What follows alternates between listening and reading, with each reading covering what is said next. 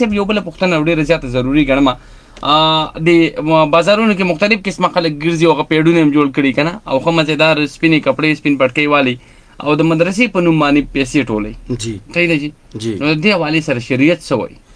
خاطر جان صاحب چندا څه ته وایي؟ جی د کار خیر د پاره خلکو له د صدقې ترغیب ورکول او د هغې نه پیسې راجمع کول. د خیر د کار د پاره چاله ترغیب ورکول او د هغې نه پیسې راجمع کول دې ته چنده وایي.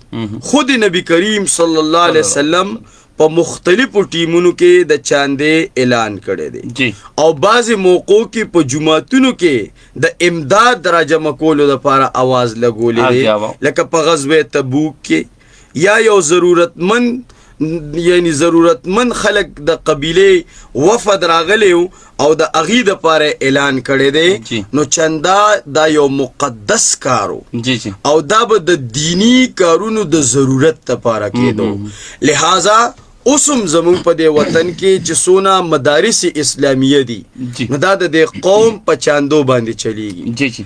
تاسو په خدای یقینو کې خاطر جان صاحب چې زمونږ دوره شروع کېدو والا ده مونږ سره په هغې کې او درې ټیمه به هغه له چای ډوډۍ د کوره تیاره چې وظیفه به م نه راغونډوي وي زه به وله ورکومه. داسې یو ملګری زمونږ چې په کور کې دیوال او د کور هغه نیمه حصه هغه آباد ساتلي چې طالبان راشي هلته کې دیره کي.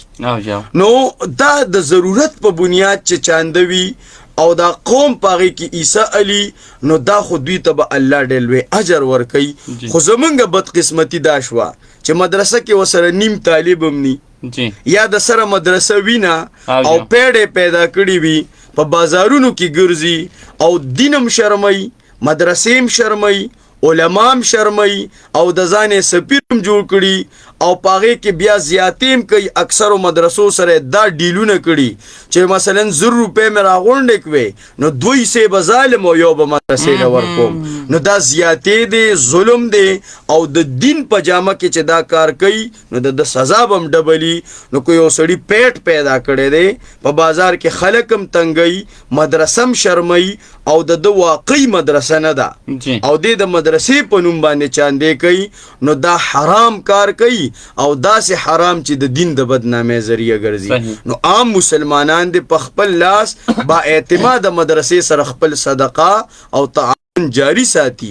خو که دا قسم خلکو باندې شک راځي نو یا دې پوره تپوس کوي یا دې هغه نمبر علي چې واقعي دا مدرسه شته او کو نشته د هغې نه پس چانده ورته. صحیح ده احتیاط کوئ.